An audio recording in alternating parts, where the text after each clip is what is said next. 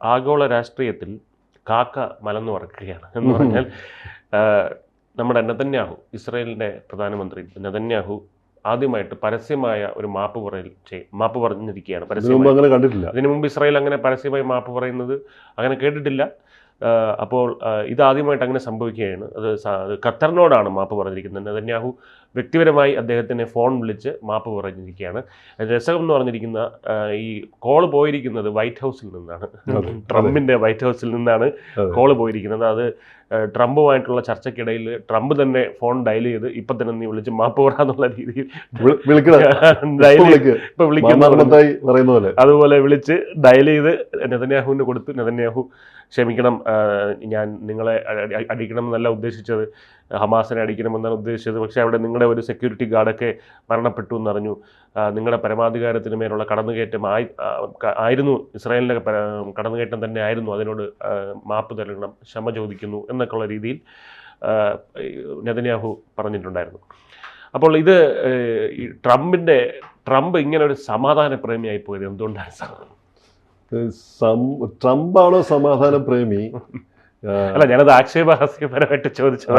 അതെ ഇങ്ങനെ ട്രംപ് ഇത് യുദ്ധവും സമാധാനവും ഒരേ സമയത്ത് വിൽക്കാൻ വേണ്ടി ശ്രമിക്കുന്ന ഒരു രാഷ്ട്രമാണ് അമേരിക്ക. യുദ്ധവും സമാധാനം.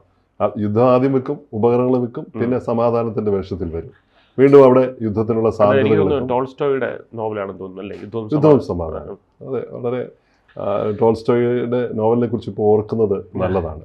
ഇവിടെ ഈ ഗൾഫ് രാഷ്ട്രീയത്തിൽ വലിയ വഴിത്തിരിവ് ഉണ്ടാവാൻ സാധ്യതയുള്ള ഒന്നാണ് ഈ ദോഹയുടെ നയതന്ത്ര ശക്തി ഉയരുന്നു എന്നാണ് ഇതിനെ രാഷ്ട്രീയ നിരൂപകർ കാണുന്നത്. ആ നിലയ്ക്കാണ് കാണുന്നത്.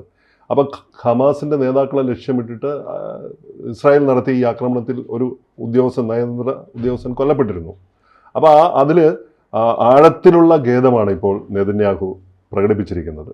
ഈ ആഴത്തിലുള്ള ഖേദത്തിൻ്റെ പുറകിൽ ഇത് നയതന്ത്രമാണോ അല്ലെങ്കിൽ യുദ്ധതന്ത്രമോ? കാര്യം പറയുന്നത് നെതന്യാഹു ആയതുകൊണ്ട്, ഇസ്രായേൽ ആയതുകൊണ്ട് അതിന് പുറകിലുള്ള ഒരു ഉദ്ദേശം എന്താണെന്ന് ഇപ്പോഴും വ്യക്തമല്ല. പക്ഷെ ഇത് ഇപ്പോൾ ഖത്തറിന്റെ വലിയൊരു വിജയമാണ്. അമേരിക്ക അതിന് നേതൃത്വം നൽകിയാൽ ഒരു പരിധിവരെ അത് അമേരിക്കയുടെ വിജയമായിട്ട് വേണമെങ്കിൽ കാണാം നമുക്ക്. അമേരിക്കയുടെ അതിന്റെ ഇരട്ടത്താപ്പൊക്കെ മാറ്റിവെച്ചാൽ പോലും ഒരു യുദ്ധം അതല്ലെങ്കിൽ ഒരു സംഘർഷാവസ്ഥ അവസാനിക്കുന്നത് എപ്പോഴും നല്ലത് തന്നെയാണ്, അല്ലെ? മധ്യസ്ഥന്റെ റോളിലാണ് എന്നും മിഡിൽ ഈസ്റ്റിലെ എല്ലാ വിഷയങ്ങളിലും ഖത്തർ നിലകൊണ്ടിട്ടുള്ളത്. ഹമാസിനെ ഏറ്റവും കൂടുതൽ സഹായിക്കുന്ന, പിന്നിൽ നിന്ന് ഏറ്റവും കൂടുതൽ സപ്പോർട്ട് ചെയ്യുന്ന ഒരു രാജ്യം എന്ന നിലയ്ക്ക്, ആളും അർത്ഥവും നൽകി സഹായിക്കുന്ന ഒരു രാജ്യം എന്ന നിലയ്ക്ക് കൂടി ഇതിനെ നോക്കിക്കാണുമ്പോഴാണ് നമ്മൾ ഈ ഒരു സമാധാന ചർച്ചയ്ക്ക് ഇടം ഒരുങ്ങുന്നത് എങ്ങനെ വരുമെന്ന് നമുക്ക് നോക്കിക്കാണേണ്ടത്. അപ്പം യുദ്ധരംഗത്തെ വലിയ നയതന്ത്രങ്ങളിൽ ഒന്നാണ് ഈ സമാധാനപരമായ സമീപനം എന്ന് പറയുന്നത്. നയതന്ത്രം എന്ന് പറയുന്നത് എപ്പോഴും അതിനെക്കുറിച്ച് വളരെ പീരങ്കികൾക്കപ്പുറത്തെ വാക്കുകളുടെ പോരാട്ടം എന്നാണ്. പീരങ്കികൾക്ക് അപ്പുറത്തെ, ആയുധങ്ങൾക്ക് അപ്പുറത്തെ വാക്കുകളുടെ പോരാട്ടം എന്നാണ് നയതന്ത്രത്തെ വിശേഷിപ്പിക്കുന്നത്. അപ്പോൾ യുദ്ധക്കളത്തിലെ ഈ പോരാട്ടം വെടിയൊച്ചകളുടെയും ടാങ്കുകളുടെയും മാത്രം കളിയല്ല. യുദ്ധം എന്ന് പറയുന്നത് വെടിയൊച്ചകളുടെയും ടാങ്കുകളുടെയും മാത്രം കളിയല്ല. അതിന് പിന്നിൽ വാക്കുകൾ കൊണ്ടും ഇടപാടുകൾ കൊണ്ടും നടക്കുന്ന തന്ത്രപരമായ നീക്കങ്ങളുണ്ട്. ശരിക്കും യഥാർത്ഥത്തിൽ യുദ്ധം അതാണ്. യുദ്ധരംഗത്തെ നയതന്ത്രത്തിന്റെ പ്രധാനപ്പെട്ട സവിശേഷതകൾ നോക്കിയാൽ അന്താരാഷ്ട്ര സമ്മർദ്ദങ്ങൾ, വലിയ ശക്തികൾ വന്നിട്ട് സമ്മർദ്ദങ്ങൾ ഉണ്ടാക്കും, യുദ്ധം അവസാനിപ്പിക്കണമെന്ന് പറയും. അപ്പൊ അത്തരത്തിലുള്ള അമേരിക്കയും റഷ്യയും ചൈനയും തുടങ്ങിയ രാജ്യങ്ങളൊക്കെ പോരാട്ടത്തിൽ നേരിട്ട് പങ്കെടുക്കാതിരിക്കുമ്പോൾ പോലും ഇത്തരത്തിലുള്ള അവരുടെ വാക്കുകൾ നിർണായകമാണ്. സമ്മർദ്ദം ഉണ്ടാവുന്നു. ഇത്ര സാമ്പത്തിക സഹായങ്ങളും ആയുധ വിതരണങ്ങളും അവയിലൂടെ അവർ ആ യുദ്ധത്തെ സ്വാധീനിക്കാൻ വേണ്ടി ശ്രമിക്കുകയും ചെയ്യും. ഉടനെ നടപടി വരും. അർത്ഥവും കൊടുത്തിട്ട് അതിനെ സഹായിക്കും. പുറകിൽ നിന്നുകൊണ്ട് സമ്മർദ്ദങ്ങളാണ്. മധ്യസ്ഥരുടെ പങ്കാണ് അടുത്തത്. ഈ സമാധാനപരമായിട്ടുള്ള യുദ്ധരംഗത്തെ നയതന്ത്രങ്ങളിൽ ഒന്ന് മധ്യസ്ഥര പങ്കാണ്. ചിലപ്പോഴൊക്കെ UN കടന്നു വരാറുണ്ട്. തുർക്കിയും ഖത്തറും പോലുള്ള രാജ്യങ്ങൾ, ഖത്തർ സ്ഥിരമായി ഈ മധ്യസ്ഥത വഹിക്കുന്ന, തുർക്കി ഇങ്ങനെ സ്ഥിരമായി മധ്യസ്ഥത വഹിക്കുന്ന ഒരു രാജ്യമാണല്ലോ. അപ്പം ശാന്തി ദൂതന്മാരായിട്ടാണ് ഇവർ രംഗത്ത് വരിക. വെടിനിർത്തം നടപ്പിലാക്കുക, തടവുകാരെ കൈമാറ്റം ചെയ്യുക. ഇതുവരെയും കൈമാറ്റം ചെയ്യപ്പെട്ടിട്ടില്ല എന്ന് ഓർക്കണം. ഇനിയും ബാക്കിയുണ്ട്, വലിയ വിഷയമായി ബാക്കി കിടക്കുകയാണത്. അവശ്യ സാധനങ്ങൾ എത്തിക്കുക എന്നീ ശാന്തി നടപടികൾ, സമാധാന നടപടികളാണ് ഇവർ കൈകാര്യം ചെയ്യുന്നത്. സഖ്യങ്ങളും വൈരങ്ങളും ഒക്കെ ഉണ്ട് ഈ യുദ്ധമുഖത്ത്. കൂട്ടുകക്ഷികൾ രൂപം കൊള്ളുന്നു, എതിർചേരികൾ രൂപം കൊള്ളുന്നു. ഒരു പക്ഷത്തെ സഹായിക്കുന്ന ശക്തികൾ ഉണ്ടാവുമ്പോൾ സ്വാഭാവികമായും മറുപക്ഷത്തെ ശക്തികളെ സഹായിക്കുന്ന കക്ഷികളുണ്ടാവും. അപ്പോൾ ശാക്തിക ചേരികൾ ഇരുപക്ഷങ്ങളിലും പെട്ടെന്ന് ഉദയം ചെയ്യുന്നു. യുദ്ധങ്ങളുടെ ദൈർഘ്യം വർദ്ധിക്കുന്നു. ഇപ്പൊ നമ്മൾ നോക്കിയാൽ കാണാം, ഉക്രൈനിൽ നടക്കുന്ന യുദ്ധം, ഒരു ചേരിയും രണ്ട് ചേരികൾ തമ്മിലുള്ള യുദ്ധം, രണ്ട് രാജ്യങ്ങൾ തമ്മിലുള്ള യുദ്ധം, ചേരി ചേർന്നുകൊണ്ട് നാറ്റോ ചേർന്നു ഉക്രൈൻ്റെ കൂടെ, ഇവിടെ ഇപ്പുറത്ത് മറ്റു രാജ്യങ്ങൾ ചേർന്നു, അതിങ്ങനെ വലുതായിക്കൊണ്ട് യുദ്ധം നീണ്ടുപോവുക, അനന്തമായിട്ട് നീണ്ടുപോവുകയാണ്. പിന്നെ ജനമനസ്സിന്റെ നയതന്ത്രമുണ്ട്, ഒരു മാസീവായിട്ടുള്ള ജനങ്ങളുടെ നയതന്ത്രം എന്നൊന്നുണ്ട്. അതെന്താണെന്ന് ചോദിച്ചാൽ കേവലം പോരാട്ടത്തിനപ്പുറം നടക്കുന്ന സോഫ്റ്റ് ആയുധങ്ങളാണ് ഇതിന്റെ പ്രചരണങ്ങൾ. എന്ന് വെച്ചാൽ മാധ്യമങ്ങളിലൂടെ സന്ദേശങ്ങൾ എത്തിക്കുക, അന്താരാഷ്ട്ര കോടതികളിൽ പരാതികൾ ചെല്ലുക. ഈ യുദ്ധവുമായിട്ട് ബന്ധപ്പെട്ട് അത് വലിയൊരു ഏരിയയാണ്. ലോക ജനതയുടെ അഭിപ്രായ രൂപീകരണത്തിൽ ഇത് വലിയ പങ്ക് വഹിക്കുന്നുണ്ട്. അപ്പൊ നമുക്കറിയാം, നെതന്യാഹുവിനെ അന്താരാഷ്ട്ര കോടതി വിലക്കേർപ്പെടുത്തി പല രാജ്യങ്ങളിലും, അല്ലെ? അപ്പൊ ഇത്തരത്തിലുള്ള കാര്യങ്ങളൊക്കെ സോഫ്റ്റ് ആയുധങ്ങളായിട്ട് ഇത് ഉപയോഗിക്കാറുണ്ട്. യുദ്ധം എന്നത് ഒറ്റപ്പെട്ട ഒരു പ്രതിഭാസമേ അല്ല. എണ്ണയും പ്രകൃതിവാദവും കടൽപാതകളും അതിർത്തികളും തുടങ്ങിയ തന്ത്രപ്രധാനമായ വിഭവങ്ങൾക്ക് യുദ്ധരംഗത്ത് വലിയ പ്രാധാന്യമുണ്ട്. ഈ വിഭവങ്ങളെ ചുറ്റിപ്പറ്റിയാണ് നയതന്ത്രമായ പല കാര്യങ്ങളും രൂപപ്പെടുന്നത് എന്ന് കാണാം. ഒരു വിരോധാഭാസമാണ്. ഒരു വശത്ത് ശാന്തിയെക്കുറിച്ച് വാദിക്കുകയും മറുവശത്ത് യുദ്ധത്തിന് വഴിയൊരുക്കുകയും ചെയ്യാം. നമ്മൾ ആദ്യം പറഞ്ഞ പോലെ യുദ്ധവും സമാധാനവും നിൽക്കുന്നവർ. ഇങ്ങനെ ഇതൊരു ഒരു വൈരുദ്ധ്യമാർന്ന ഒരു യുദ്ധകാല നയത്തിന്റെ ഏറ്റവും ശ്രദ്ധേയമായ ഒരു കാലഘട്ടത്തിലൂടെയാണ് നമ്മളിങ്ങനെ കടന്നു പോകുന്നത്. എക്കാലത്തെയും ഇന്നലെയും നമ്മൾ യുദ്ധത്തിന്റെ കലയെക്കുറിച്ച് സംസാരിച്ചു. യുദ്ധകലയെക്കുറിച്ച് പുസ്തകം എഴുതിയ മഹാനായ യുദ്ധതന്ത്രജ്ഞൻ സൻസു യുദ്ധകലയും നയതന്ത്രത്തിന്റെയും ഈ ഏർപ്പാടിനെ നിഴൽ യുദ്ധം എന്നാണ് വിളിക്കുന്നത്. അദ്ദേഹം ഷാഡോ വാർ എന്നാണ് വിളിക്കുന്നത്. അപ്പം ഈ പ്രോക്സി വാറിനെ സൻസുവിന്റെ വിഖ്യാത കൃതിയിൽ അദ്ദേഹം പറയുന്നത് എന്താ വെച്ചിട്ടുണ്ടെങ്കിൽ, യുദ്ധം തുടങ്ങും മുമ്പുള്ള ആ കളിയാണ് യഥാർത്ഥ വിജയം എന്നാണ്. യുദ്ധം തുടങ്ങും മുമ്പുള്ള ആ കളിയാണ് യഥാർത്ഥ വിജയം. അപ്പൊ അങ്ങനെ നോക്കുമ്പോൾ അത് നമ്മൾ ഇന്നലെ ചർച്ച ചെയ്തിരുന്നു ഈ കുരുക്ഷേത്രത്തിനെ പറ്റി. അതായത് കുരുക്ഷേത്ര യുദ്ധത്തിൽ ഈ പറയുന്ന പോലെ കൃഷ്ണൻ ആരുടെ പക്ഷത്ത് നിൽക്കണം, കൃഷ്ണന്റെ സൈന്യം ആരുടെ പക്ഷത്ത് നിൽക്കുന്നു എന്നുള്ളൊരു ഇത് വന്നിരുന്നു. അവിടെ തന്നെ വിജയം നിശ്ചയിക്കപ്പെട്ടു എന്നാണ്. അവിടെ തന്നെ വിജയം നിശ്ചയിക്കപ്പെട്ടു. അങ്ങനെ വരുമ്പോൾ ഈ യുദ്ധം തുടങ്ങുന്നതിന് മുമ്പുള്ള ആ കളിയാണ് യഥാർത്ഥ വിജയം എന്ന് പറയുമ്പോൾ, ഇവിടെ ഒരു യുദ്ധത്തിന്റെ അടുത്ത ഈ ഘട്ടത്തിലേക്ക് കടക്കാൻ തുടങ്ങുന്നതിന് മുമ്പുള്ള ഇസ്രായേലിന്റെ ഒരു കളിയാണോ ഇവിടെ ഞാൻ പറയുന്നത്? ഇതൊരു സമാധാന ശ്രമമാണോ അല്ലെങ്കിൽ യുദ്ധതന്ത്രമാണോ, നയതന്ത്രമാണോ യുദ്ധതന്ത്രമാണോ എന്ന് ഞാൻ നേരത്തെ സൂചിപ്പിച്ചതിന്റെ കാര്യം ഇതാണ്. അപ്പൊ ആ കളിയാണ് യഥാർത്ഥത്തിലുള്ള വിജയം എന്ന് പറയുന്നത്. അപ്പൊ അത് സൻസു പറയുന്ന പ്രധാനപ്പെട്ട ആശയങ്ങൾ എന്താണെന്ന് വെച്ചാൽ, യുദ്ധം അവസാനത്തെ മാർഗമാണ്, ഏറ്റവും ഒടുവിലത്തെ മാർഗമാണ്. സൈന്യങ്ങളെ അണിനിരത്തി വിജയം നേടുന്നത് ഏറ്റവും മികച്ച രീതി തന്നെയാണ്. പക്ഷെ ഇതിന്റെ അർത്ഥം കൂട്ടുകെട്ടുകളിലൂടെയും സമ്മർദ്ദങ്ങളിലൂടെയും അഭിപ്രായ സമന്വയങ്ങളുടെയും എതിരാളി കീഴ്പ്പെടുത്തുക എന്നതാണ്. ഇത് ആധുനിക നയതന്ത്രത്തിന്റെ അടിസ്ഥാന തത്വം തന്നെയാണ്. എതിരാളികളുടെ സഖ്യത്തെ തകർക്കുക അതായത് ഇത് ഇപ്പോൾ സാറിപ്പം പറഞ്ഞു വരുന്നത്, അതായത് ഇപ്പം യുദ്ധ നയതന്ത്രം എന്ന് പറയുന്നത് ഇപ്പോൾ ഈ കഴിഞ്ഞ കുറച്ച് ദിവസത്തെ വാർത്തകൾ തന്നെ ഇനിയിപ്പോൾ ഇതുവരെ ഉണ്ടായിരുന്ന GCC രാജ്യങ്ങളൊക്കെ എതിരായിട്ടുണ്ട്, ഇസ്രായേലിനെ ഒറ്റപ്പെടുത്തും, ഇനി നെതന്യാഹുവിന് വഴിയില്ല, നെതന്യാഹു തൂങ്ങിച്ചാടേണ്ടി വരും എന്നൊക്കെ പറയുന്നു. പക്ഷേ ഈ ട്രംപും നെതന്യാഹുവിടെ ഒറ്റ ഫോൺ കോളിലൂടെ ഇത്രയുള്ള കാര്യങ്ങൾ ആലോചിച്ച് തീരുമാനിച്ചെടുത്ത യുദ്ധതന്ത്രമാണ് അതെ എന്ന് പറയുന്നുണ്ട്. നയതന്ത്രം എന്ന് പറയുന്നത് ഗംഭീരമായ ഒരു തന്ത്രമാണ്. ഇവിടെ അത് പ്രയോഗിച്ചേ പറ്റൂ. ഫോൺ കോളിലൂടെ അത് സാധിക്കുന്നുള്ളൂ. അതെ, യുദ്ധത്തിന്റെ മുഴുവൻ അടിസ്ഥാനവും വഞ്ചനയാണെന്നാണ് ആര് പറയുന്നത്? സൻസു പറയുന്നത്. വഞ്ചനയാണ് അതിന്റെ അടിസ്ഥാനം.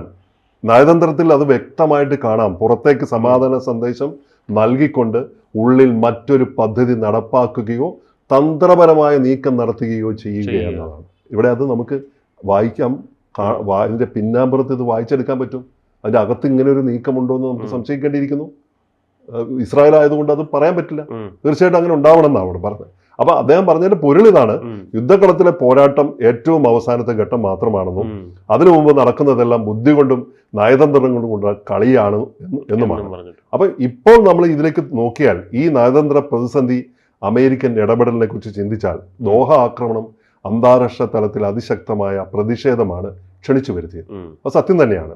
ഗാസയിലെ സമാധാന ചർച്ചകളിൽ ദീർഘകാലമായി നിർണായകമായ ഇടനിലക്കാരന്റെ പങ്ക് വഹിക്കുന്ന രാജ്യമായിരുന്നല്ലോ ആണ് ഇപ്പോഴും ഖത്തർ. അതുകൊണ്ട് തന്നെ അത്തരമൊരു ആക്രമണം സമാധാന ചർച്ചകൾക്കും സൗഹൃദ ബന്ധങ്ങൾക്കും നേരിട്ടുള്ള ഒരു തിരിച്ചടിയായിട്ടാണ് കണക്കാക്കപ്പെടുന്നത്. നമുക്ക് സമാധാനം വേണമല്ലോ, ചർച്ചയ്ക്ക് ആള് വേണമല്ലോ, നടുവിൽ നിൽക്കാൻ ആള് വേണമല്ലോ, മധ്യസ്ഥൻ വേണം. അപ്പൊ അതിനൊക്കെ ഏറ്റ അടിയാണ് ഇപ്പോൾ നടന്നിരിക്കുന്നത്. അതിനൊരു അയവാണ് ഇപ്പോൾ വന്നിരിക്കുന്നത്. അപ്പൊ ഗൾഫ് മേഖലയിലെ സ്ഥിരത തകരാതിരിക്കാൻ അമേരിക്കൻ ഈ വിഷയത്തിൽ ഇറങ്ങുമ്പോൾ അവർക്ക് താല്പര്യങ്ങളുണ്ട്. അവിടെ സ്ഥിരത തകർന്നു കഴിഞ്ഞാൽ അമേരിക്കയ്ക്ക് ചില കാര്യങ്ങൾ അവിടെ ഉണ്ട്. അവർക്ക് നേവൽ ബേസ് ഉണ്ട്, കച്ചവടങ്ങളുണ്ട്. അതിനൊക്കെ തകർച്ച നേരിടും. അവർക്ക് എപ്പോഴും കച്ചവടം തന്നെയാണല്ലോ മുന്നിൽ. അതെ. അപ്പോൾ അത് അമേരിക്കയ്ക്ക് കൃത്യമായി അതിനൊരു സംഘർഷം ശമിപ്പിക്കാൻ ശ്രമിക്കുന്നതിന് പിന്നിൽ അങ്ങനെ ഒരു ഉദ്ദേശമുണ്ട്. അപ്പം മാപ്പിന് പിന്നാലെ മിഡിൽ ഈസ്റ്റിലെ പ്രതിഫലനങ്ങൾ എന്തൊക്കെയാണ്?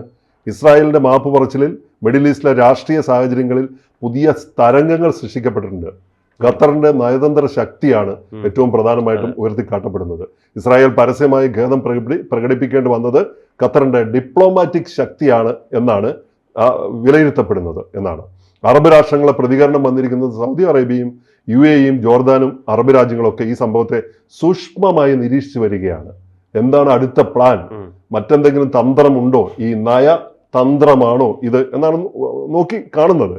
അപ്പൊ ലോകത്തെ പുതിയ ഐക്യത്തിനുള്ള സാധ്യതകൾക്ക് തിരികൊളുത്താൻ സാധ്യതയുണ്ട് എന്നാണ് ഈ നയതന്ത്രം സൂചിപ്പിക്കുന്നത്. ഖത്തറിന്റെ ഒരു വിജയമായിട്ട്, ഖത്തറിന്റെ ഒരു മേൽക്കോയ്മയായിട്ട് മാറാം എന്നാണ്. ഇസ്രായേലിന്റെ പ്രതിച്ഛായ മാറിയിരിക്കുന്ന വർഷങ്ങളായി കടുത്ത നിലപാടുകൾ, വിജയ് നേരത്തെ പറഞ്ഞ പോലെ കടുത്ത നിലപാടുകൾ മാത്രം സ്വീകരിച്ചിരുന്ന ഇസ്രായേൽ ഒരു അറബ് രാഷ്ട്രത്തോട് പരസ്യമായി മാപ്പ് പറയേണ്ടി വന്നത് ഒരു രാഷ്ട്രീയ വഴിത്തിരിവ് കൂടിയായിട്ടാണ് കണക്കാക്കുന്നത്. എന്തായാലും മാപ്പ് പറഞ്ഞാൽ അതിന്റെ പിന്നിൽ എന്ത് തന്ത്രമുണ്ടെങ്കിലും അതിന്റെ പിന്നിൽ എന്തൊക്കെയുണ്ട്, ഒരു വഴിത്തിരിവുണ്ട്. നമുക്കത് കേൾക്കുമ്പോൾ തന്നെ ഒരു സന്തോഷമുണ്ട്. ഒരു യുദ്ധം അവസാനിക്കുന്നതാണല്ലോ എപ്പോഴും നമുക്ക് സന്തോഷം എന്ന് പറയുമ്പോഴും ഒരു മുൻകരുതലും അതിന്റെ കൂടെ എടുക്കേണ്ട ഒരു കാര്യം കൂടെ ഉണ്ട്. അപ്പൊ എന്തായാലും സമാധാനം, ഒരു മാപ്പ് പറഞ്ഞാൽ തീരുന്ന കാര്യമല്ലേ ഉള്ളൂ എന്ന് നമ്മൾ പറയും. അതായത് പാകിസ്ഥാൻ ഇപ്പൊ ഇന്ത്യയോട് മാപ്പ് പറയുകയാണെന്നുണ്ടെങ്കിൽ സമാധാനമുള്ള കാര്യമാണ്. പക്ഷെ നമ്മളൊന്ന് പുരുകൻ ചുളിക്കുകയും ചെയ്യും. എന്തുകൊണ്ടാണ് മാപ്പ് പറയാത്തത്? മാപ്പ് പറഞ്ഞില്ല, ഞാൻ പറഞ്ഞത് മാപ്പ് പറഞ്ഞാൽ നമുക്ക് സമാധാനമുള്ള കാര്യമാണ്. പക്ഷെ മാപ്പ് പറഞ്ഞാൽ നമുക്ക് ഒന്ന് പുരുകൻ ചുളിയുകയും ചെയ്യും. കാരണം എന്തെങ്കിലും ഉടായ്പുണ്ടോ? പക്ഷെ ആ മാപ്പിന് ഒരു പ്രത്യേകത, അമേരിക്ക ഇടപെട്ട് ഒരു മാപ്പ് പറയുകയാണെങ്കിൽ ആ മാപ്പിന് ഒരു പ്രത്യേകതയുണ്ട്. മാപ്പ് പറഞ്ഞല്ലോ, അന്താരാഷ്ട്ര തലത്തിൽ ചർച്ച വരുമ്പോ അവര് മാപ്പ് പറഞ്ഞല്ലോ.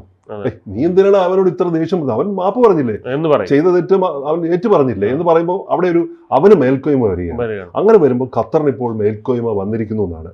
അമേരിക്കയുടെ സ്വാധീനം ഈ കാര്യത്തില് ഈ സംഭാഷണത്തിൽ അമേരിക്ക ഇടനിലക്കാരനായി പ്രവർത്തിച്ചത് ഭാവിയിൽ ഗൾഫ് മേഖലയിലെ സമാധാന ചർച്ചകളിലും നയതന്ത്ര നീക്കങ്ങളിലും അമേരിക്കയുടെ നിയന്ത്രണവും സ്വാധീനവും വീണ്ടും ഉയരാൻ സാധ്യത നൽകുന്നു.